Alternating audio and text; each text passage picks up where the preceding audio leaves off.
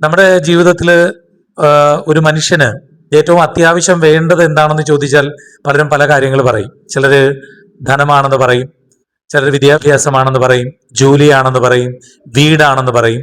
ഇതൊക്കെ ആവശ്യമാണെങ്കിലും, ജോലി ഉണ്ടെങ്കിലും വിദ്യാഭ്യാസം ഉണ്ടെങ്കിലും വലിയ സമ്പന്നരാണെങ്കിലും വലിയ വീടുണ്ടെങ്കിലും വലിയ ബന്ധുബലമൊക്കെ ഉണ്ടെങ്കിലും ആരോഗ്യമില്ലാതായാൽ അത് ഒരാളുടെ ജീവിതത്തെ, അവരുടെ സമ്പത്തിനെ, അവരുടെ കുടുംബ പശ്ചാത്തലത്തെ, അവരുടെ വീടിനെ, അവരുടെ സ്വത്തുവകകളെ, അവരുടെ ജോലിയെ ഒക്കെ ഇല്ലാതാക്കും എന്നുള്ളതാണ് യാഥാർത്ഥ്യം.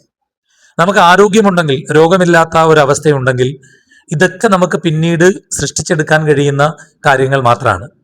നമുക്ക് ജോലി സമ്പാദിക്കാൻ കഴിയും, സമ്പത്ത് ഉണ്ടാക്കാൻ കഴിയും, വീട് വെക്കാൻ കഴിയും, ബന്ധുക്കളെയും സുഹൃത്തുക്കളെയും ഒക്കെ ഉണ്ടാക്കാൻ കഴിയും. പക്ഷേ ആരോഗ്യമാണ് ഏറ്റവും ജീവിതത്തിൽ പ്രാധാന്യമുള്ള ഒരു കാര്യം.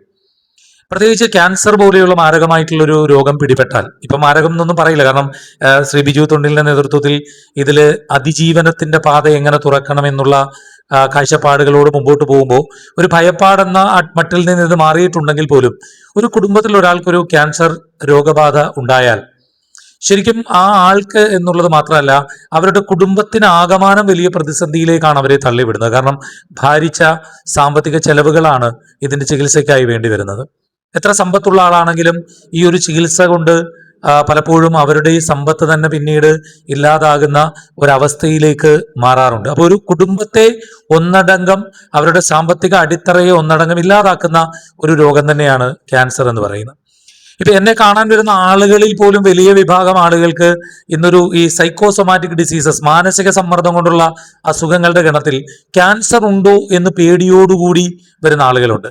ക്യാൻസർ ഉണ്ടാകുമോ എന്ന ആശങ്കയോടുകൂടി വരുന്ന ആളുകളുണ്ട്. നമുക്കതൊന്നും പ്രെഡിക്റ്റ് ചെയ്യാൻ പറ്റില്ല. അതൊക്കെ ഡോക്ടർമാർ ചെയ്യേണ്ട കാര്യങ്ങളാണെങ്കിൽ പോലും ഈ വിശ്വാസികളെ സംബന്ധിച്ചിടത്തോളം അങ്ങനെ വല്ല സാധ്യതയുമുണ്ടോ, അത് ഞങ്ങളുടെ ജീവിതത്തെ ഇല്ലാതാക്കുമോ എന്ന ആശങ്കയോടുകൂടി സമീപിക്കുന്ന ഒരുപാട് ആളുകളുണ്ട്.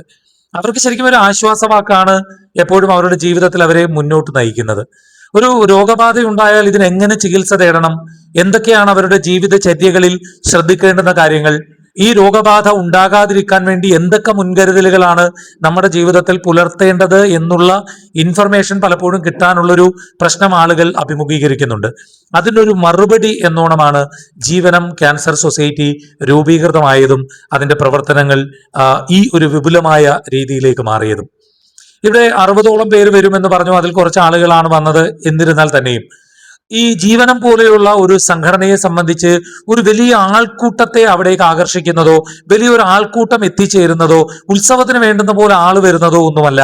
ഉള്ള വിരലിലെണ്ണാവുന്ന ആളുകളാണെങ്കിൽ പോലും അവർ യാതൊരുവിധ പ്രതിഫല ഇച്ഛയുമില്ലാതെ ആത്മാർത്ഥതയോടുകൂടി പ്രവർത്തിക്കുക എന്നുള്ളതാണ് ജീവനം ക്യാൻസർ സൊസൈറ്റി പോലുള്ള സംഘടനയ്ക്ക് വേണ്ടത്.